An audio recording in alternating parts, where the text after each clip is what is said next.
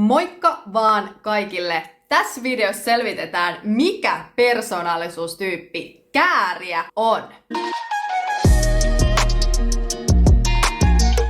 Kääriän persoonallisuustyypin määrittelemisessä mä tuun käyttämään tätä kaaviota. Tämä kaavio perustuu Linda Berriesin, David Kerseen sekä John Beevein persoonallisuustyyppiteorioihin sekä C.S. Josephin typegridiin. Mä oon huomannut, että netissä tosi moni tyyppi on määritellyt kääriän persoonallisuustyyppiä. Mutta mikä kääriän aito ja oikea persoonallisuustyyppi on? Tässä videossa mä pyrin selvittämään sen. Mä oon kerännyt muutaman kääriän videon, jotta me päästään tutkimaan ja tarkastelemaan eri näkökulmista ja eri tilanteissa erityisesti, millainen henkilö kääriä on. Aloitetaan kääriän cha-cha-cha videosta.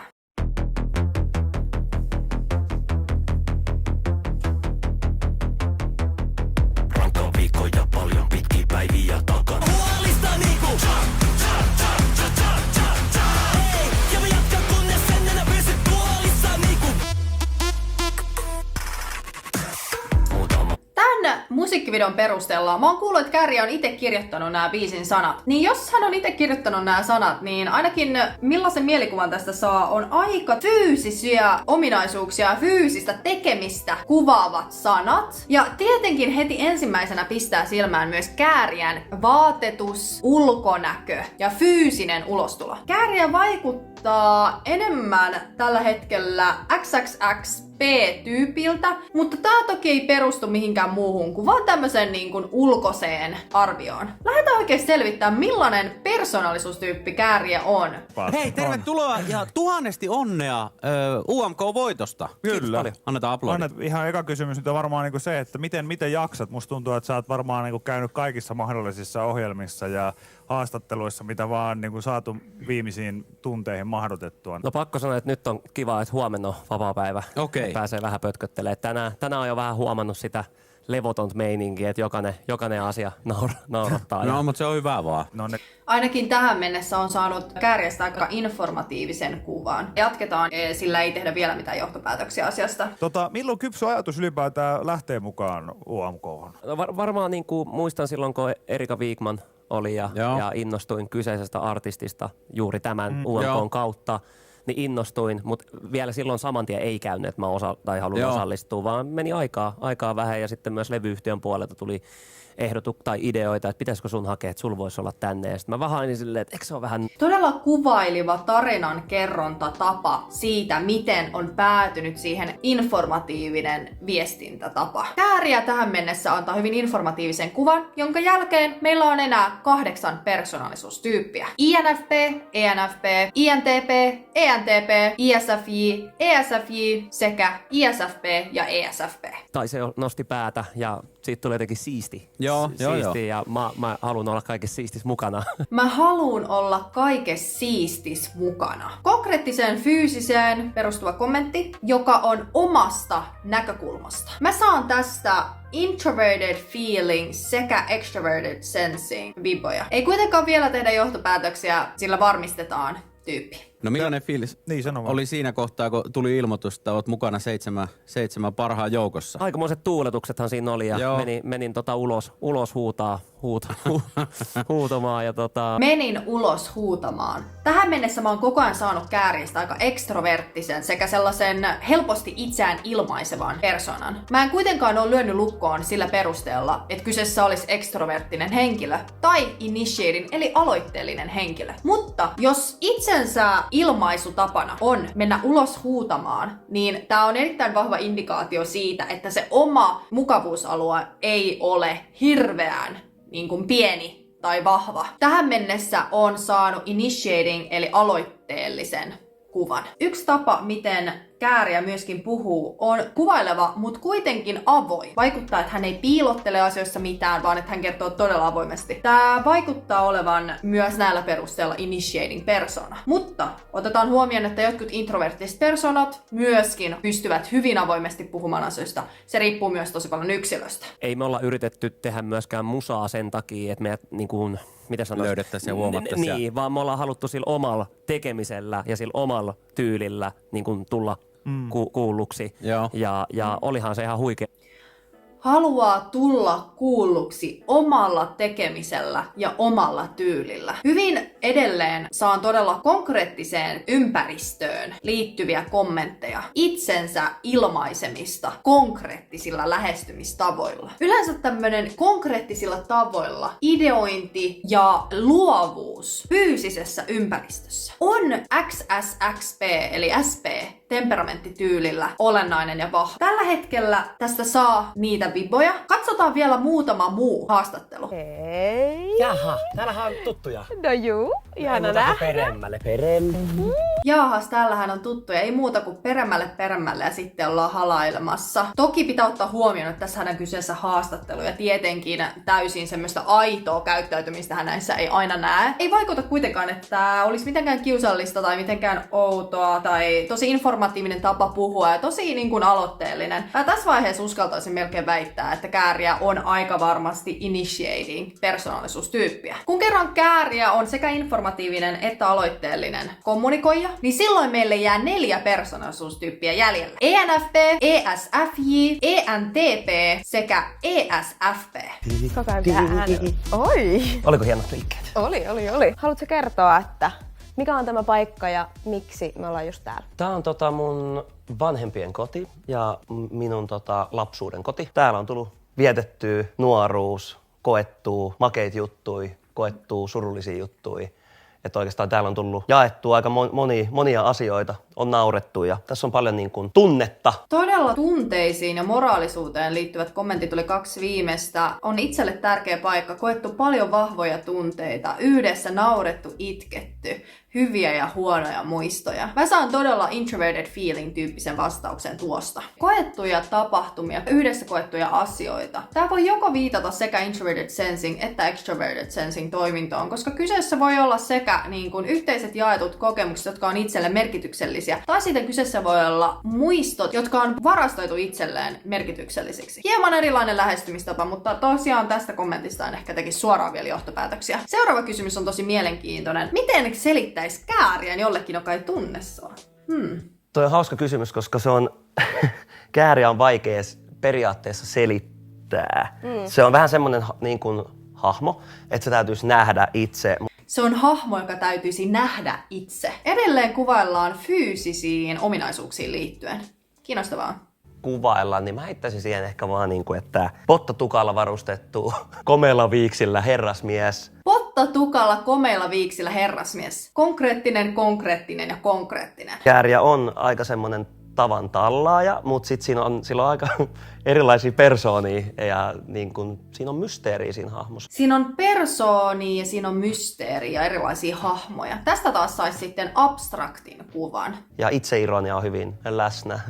No jos siihen pyöräyttää musiikin mukaan, niin Kärtsärihan on aika semmoinen hahmo, että niin kun se ei lokeroidu minnekään tiettyyn, vaan rikotaan rajoja jonkun verran ja kokeillaan kaikkea uutta, hölmöä, hauskaa. Rikotaan rajoja ja kokeillaan kaikkea uutta. Tässä vaiheessa mä voisin aika suurella varmuudella ottaa pois ton ESFJ-mahdollisuuden, koska Kääriästä tulee ilmi tosi semmoinen rento tunnelma ja tosi semmoinen joustava elämäntyyli. ESFJ:llä on harvoin näin avara ja joustava elämäntyyli. Mä sanoisin, että tässä vaiheessa me jäädään 3 persoonastyyppiin. ENTP, ENFP ja ESFP. Yksi iso ero ENFPn, ENTPn ja ESFPn välillä on se, että ENFP ja ESFP ovat molemmat introverted feeling käyttäjiä, kun taas ENTP on extroverted feeling käyttäjä. Tämä toiminto on päätöksentekotoiminto, joka liittyy omiin moraaleihin sekä siihen omaan tunnetilaan. Koska kyseessä on päätöksentekotoiminto, niin yleensä tämä toiminto tulee aika vahvasti esille. Ja mä huomaan Kääriästä, että mä saan tosi paljon semmoisia itseensä liittyviä, henkilökohtaisia identiteettiin liittyviä kommentteja, jotka kuvastais ja yleensä ohjaa enemmän sinne introverted feeling puolelle. Kuunnellaan vielä lisää ja selvitetään, onko kyseessä extroverted feeling vai introverted feeling käyttäjä. Häpeilemättä tehdään sitä musiikkia. Tehdään tosissaan, mutta pilke silmäkulmassa. Niin sulla on tosi semmoinen oma tie,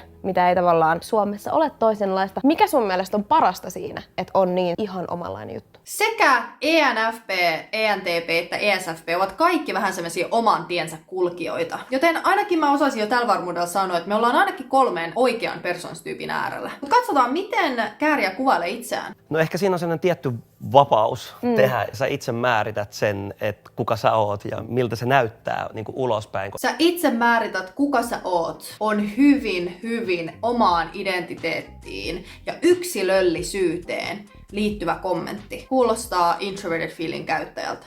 Niin miten tää hahmo on syntynyt? Todella niin kuin luontevasti. Et mä en niin kuin yritä niin kuin esittää tätä hahmoa, vaan se on mun arkiminän niin kuin toinen puoli. Mä aloin miettiä myös sitä, että niin kuin mä haluan erottaa arkiminän ja artistiminän. Kaduillakin sit, jos kävelee ja homma lähtee isommin käyntiin, niin saisi olla rauhassa. Periaatteessa piiloutua näiden hienojen pottahiuksien alle. No entä sit se arkisina? Millainen tyyppi hän on? Arkiminä on mun mielestä rauhallinen. Ennen en ollut niin rauhallinen, oli aika vilkas. Tykkään totta kai huomiosta tietyiltä ihmisiltä. Tykkään huomiosta. Mun on tosi vaikea nähdä, että ENTP-persoonallisuustyyppi sanoisi näin. Toki otetaan huomioon, että ENTPn extroverted feeling lapsenomaisena toimintona haluaa muiden ihmisten hyväksyntää, hakee muiden hyväksyntää sekä haluaa luoda hyvää oloa ympärilleen. Mutta yleensä silti heidän se huomio on annettavana muille. Se huomio ei ole otettavana itselleen, vaan se on enemmänkin ulospäin suuntautuva. Taas ENFP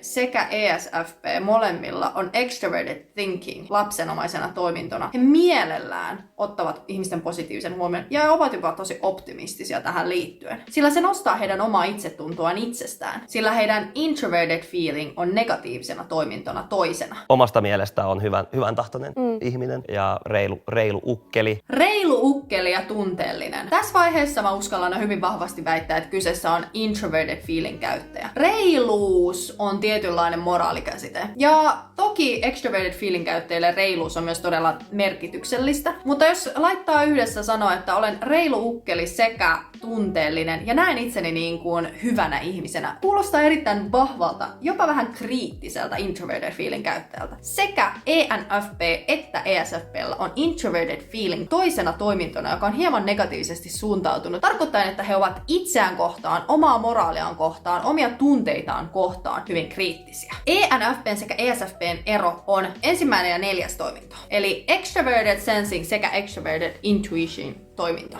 Nämä toiminnot ensimmäisenä toimintona on usein oikeasti niitä yksi vaikeimpia toimintoja, koska kyseessä on havainnointiin ja maailmankuvaan liittyvä toiminto. Miten sä havaitset maailmaa? Mistä sun maailma tavallaan koostuu? Onko se enemmän siihen luovan abstraktiin mahdollisuuksiin liittyvät asiat vai onko se enemmän se konkreettinen, fyysinen sekä vähän realistisempi lähestymistapa? ENFP sekä ESFP ovat molemmat persoonastyyppejä, jotka tykkää huomiosta, tykkää esiintyä, voivat olla hyvin kovia bilehilejä. Tähän mennessä Kääriästä saa jo todella semmoisen niin kuin improvisoivan kuvan, koska niin kuin hän on kuvannut, hänen elämänsä on enemmän semmoista tosi joustavaa, rentoa ja vähän niin kuin katsoo, miten asiat menee, eikä tavallaan yritetä kontrolloida millään tavalla. Tämä sopii taas molemmiin persoonallisuuksiin. ENFP pystyy olemaan yksi konkreettisimmista intuitiivisista persoonallisuustyypeistä, joten jo monet ENFP menestyy todella hyvin yritysmaailmassa ja saattaa tulla esiin todella semmoisena materialistisina ja ulkonäkökeskeisinä. Joten tämän erottaminen ei pakosti ole tosi yksinkertaista. Tämän lisäksi ESFP:llä, kun on vahva se introverted feeling toisena toimintona, niin he saattavat tulla esiin muut ihmiset priorisoivina, vaikka todellisuudessa se olisikin se heidän oma tunnetila, jota he priorisoivat niin kuin ensimmäisenä. Kuunnellaan vielä vähän lisää ja tehdään päätös sen jälkeen. ENFP:n ja ESFP:n ero on siis, toinen on abstrakti, toinen on konkreettinen, toinen on yhteistyötä painottava, toinen on tehokkuutta painottava. Jos katsoo Kääriä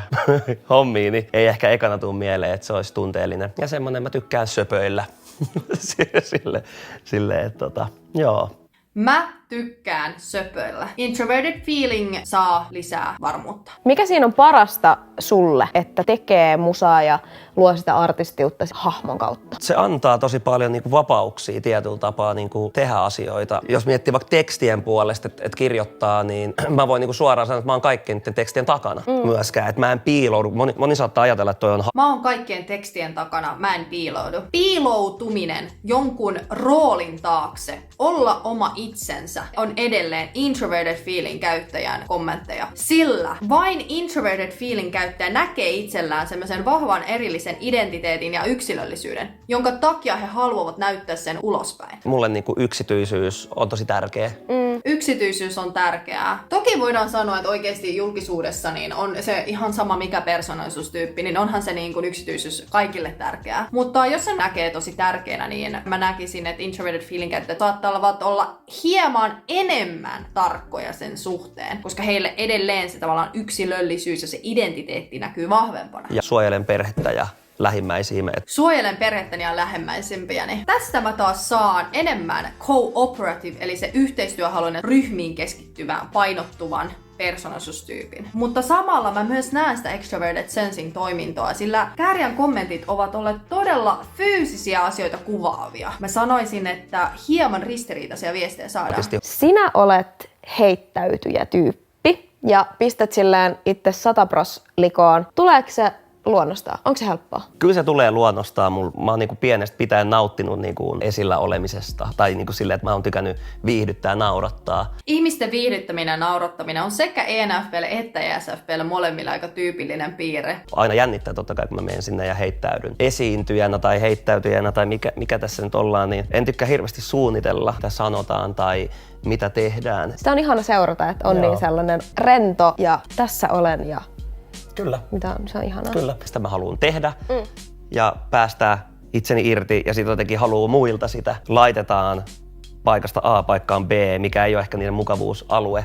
Ja sitten ne uskaltaakin heittäytyy ja sä tunnet vaikka sen ihmisen, että se ei ole heittäytyjä. Mutta sillä hetkellä se heittäytyy, niin tulee mahtava fiilis. Ottaa jonkun henkilön, jonka tuntee, pistää paikasta A paikkaan B ja näkee, kun tunnet heidät, että he heittäytyvät. Keskitytään muiden ihmisten toimintaan, konkreettiseen fyysiseen toimintaan. Jälleen mä ehkä näkisin tässä vähän enemmän sellaista extroverted sensing toimintoa, mutta myönnetään, että se voi myös olla extroverted intuition ajatus kuvata ja kuvailla ja mahdollistaa tietynlaisia skenaarioita päänsä sisällä. Turhaa täällä otetaan asioita niin vakavasti ja niin kuin vakavoidutaan jotenkin, että mun mielestä vieläkin liikaa mietitään sitä, että mitä nyt naapurin Pentti ajattelee tästä mun pukeutumisesta tai mun tyylistä tai mistä tahansa niin kuin sillä tavalla. Mitä naapurin Pentti ajattelee? Extroverted thinking. Mitä muut ajattelevat? Mun pukeutumisesta, mun tyylistä. Introverted feeling toki, koska kyseessä on minä yksilönä, sekä itsensä ilmaisemisesta. Sekä mä näkisin, että toi kommentti on enemmän semmoista extroverted sensing. Miltä mä näytän? Mikä on mun tyyli? Miten mä oon pukeutunut? Milloin mä käveriset hiukset mulla on? Ilman, että tuodaan esiin monia mahdollisuuksia, miten muut ihmiset vaikka näkisivät on tilanteen tai miten muut ihmiset kokevat asiat tai miten muut ihmiset näkisivät minut. Mä sanoisin, että lähestymistapa on tällä hetkellä extroverted sensingiin painottuva. Minkä takia Kääriä olisi täydellinen Suomen edustaja Euroviisuissa? Mä uskon jotenkin, että Kääriä antaisi muutakin kuin se musiikki. Siinä olisi viihdettä muutenkin, siis miettii vaikka mun englanninkielen taitoa, että mä vääntäisin siellä vähän Jälleen hyvin konkreettinen lähestymistapa. Kääriä olisi muutakin. Mitä muuta? Jotain merkityksiä, tuoda iloa muille tai mitä tahansa, mutta kyseessä oli viihdyttää muita. Esimerkiksi englannin taidolla. Lähestymistapa hyvin konkreettinen. Can you give us an example? Kääriä in English. Kääriä in English, yes, very good. Mä veikkaan, että siinä voisi olla kansalle vähän kattelemista, mikä kaveri tää on. Mä näen viihdearvoa. Mä en ole taitavin laulaja, mä en ole taitavin räppäri, mutta mä oon taitava viihdyttäjä. Tää mikä meillä on, niin tää toimis. Uskon, että tää mitä meillä on, tää toimii. Hyvin extroverted sensingiltä kuulostava kommentti. Kääriä ei tullut missään vaiheessa esille, että esimerkiksi, että jos mä voitan tämän kilpailun, niin mitä olisi mahdollista? Yksi iso ero ENFP:ssä ja ESFP:ssä on heidän fokus eri asiaan. ENFP keskittyy entä jos? Mitä jos näin tapahtuu? Mitä eri mahdollisuuksia meillä on? Mikä on se mahdollisuuksien skaala, se potentiaali, mitä tästä löytyy?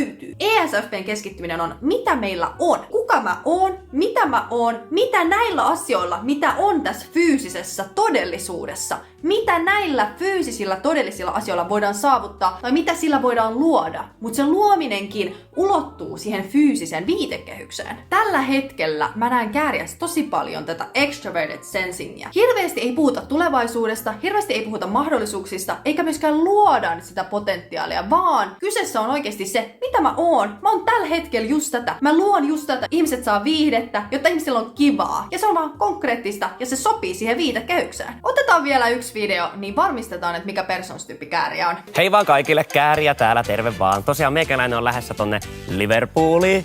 Ja meikäläisellä on pakkaukset kovassa vauhissa. Ja nytten minä näytän teille, mitä minä ajattelin pakata mukaan. Koska kyllähän nyt hemmetti sinne jotain pitää pakatakin, niin nyt pakata. On vähän vihreitä ja sitten on vähän mustaa kivasti siinä, niin saadaan kynnet sitten kivan näköiseksi sinne sitten. Mä en oo saanut missään vaiheessa selitystä sille, mitä noi Kääriän kynnet merkkaa. Miksi ne on minkä värisiä ja onko niissä mitään merkitystä? Luultavasti ei ole mitään merkitystä, eikä niin luultavasti ole mitään semmoista toisia ulottuvuuksia. Tässäkin Kääriä kertoo tässä videossa, että mä pakkaan näitä juttuja. Kertoo tarkalleen, että nämä on ne asiat, mitä mä pakkaan, miksi mä ne pakkaan. Mä tarviin tätä kynsilakkaa, mä tykkään kynsilakasta. Selkeä lähestymistapa. Laavissi aikamoiset kynnet, niin pistetään paremmaksi. Loreenilla on pitkät kynnet, niin pistetään paremmaksi. Kommentti muiden ihmisten fyysistä ulkonäköä kohtaan. Edelleen konkreettinen.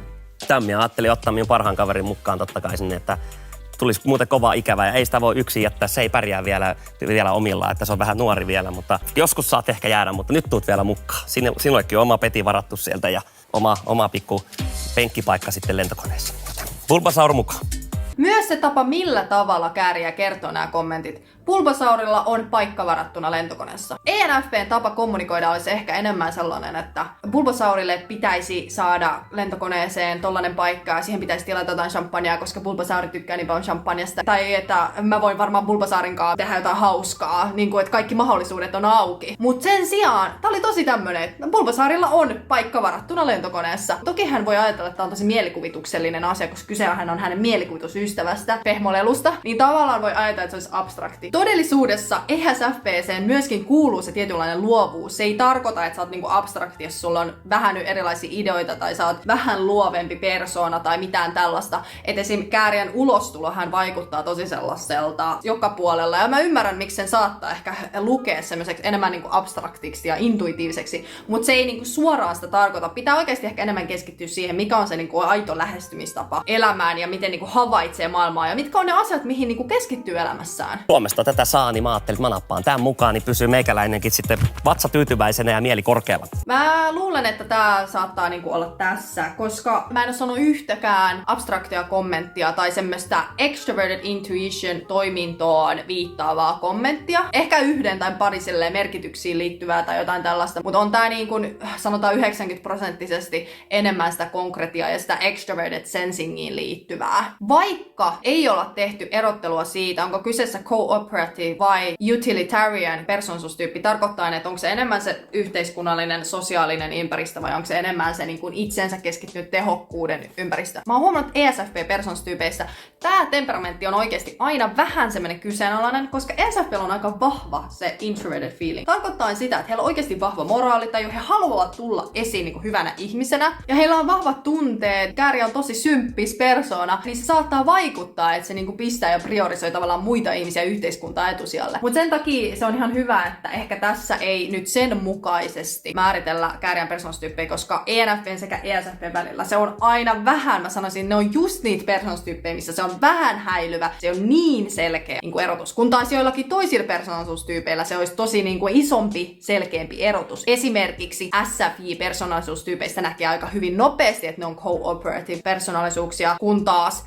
NTJ-persoonallisuudesta yleensä näkee aika nopeasti myös, että ne on enemmän sitä utilitarian persoonallisuutta. Mutta kyseessä on edelleen haastattelut, eikä voi aina olla varma, että hän on niinku aito oma itsensä. Mutta jos Kääriä on oikeasti itse kirjoittanut näiden biisien sanat, niin sitten me voidaan oikeasti tarkastella Cha Cha Cha -biisin sanoja. Sekä muita, mä vähän tsekkasin muita sen biisejä, mitä se on niinku kirjoittanut itse. Niin mä sanoisin, ne on todella fyysiseen konkretiaan liittyviä asioita. Sekä niinku itseilmaisuun ja vapauteen liittyviä asioita. Mutta itseilmaisu ja vapaus, niin kuin mä oon sanonut, sopii molemmille ENFP ja ESFPlle. Mutta se konkretiaan kohdistuva sekä toimintaan perustuva, se, että niinku keskitytään siihen, mitä tehdään, mikä on siinä fyysisessä viitekehyksessä mahdollista tehdä, kuitenkin on siinä tietyssä niinku viitekehyksen sisällä. Tässä on nyt aika hyvin saanut kiinni siitä, mitä Kääriä oikeasti sisäisesti itsestään ajattelee sekä omasta elämästään, miten havainnoi ja näkee niinku maailman. Sekä biisien avulla sekä sitten näiden haastattelujen avulla. Mä voin aika varmuudella sanoa, että mun näkemyksen mukaan Kääriä on ESFP, eli extroverted Extroverted, Sensing, Feeling ja Perceiving persoonallisuustyyppi. ESFPn temperamenttina onkin just se performoija-tyyppi, ja he haluavat oikeasti vaikuttaa yhteiskuntaan ja luoda vaikutusta. Ja se on ihanaa, miten SP-temperamenttityylillä, niin he haluavat luoda sitä vaikutusta just semmoisilla konkreettisilla teoilla. Ja he on aidosti niitä, jotka saa asioita aikaan, jotka vaan menee tekemään. Ei mieti liikoja, vaan mennään eteenpäin. Tehdään. Ei mietitä tulevaisuutta, ei tehdä mitään suunnitelmia. Mennään vaan tekemään, koska se tekeminen on tärkeintä. Mut joo, mä luulen, että tässä oli tarpeeksi tällä kertaa. Mitä mieltä sä oot? Oot sä eri mieltä? Mikä tyyppi sun mielestä kääriä on? Kiitos kun katsoit tämän videon, toivottavasti saitte jotain irti. Kiitti, moi!